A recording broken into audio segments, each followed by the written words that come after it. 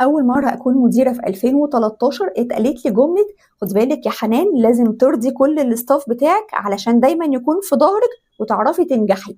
والحقيقة إن المقولة دي فيها شيء من الصح وشيء كبير من الغلط، لأن هي دي بالظبط الجملة اللي خلتني طول الوقت أبقى متوترة ومشتتة ومش عارفة أخد قرار مظبوط. هل أسمع كلام الموظف فعلا وأديله أجازة أو أديله إذن، ولا أقول له لأ الشغل محتاجك وأركز أكتر على مصلحة الشغل والإنتاجية؟ تعالى لي كده يا مدير لما أقول لك إن لو عاوز تاخد قرار مظبوط، اوعى تفكر إنك ترضي كل اللي حواليك.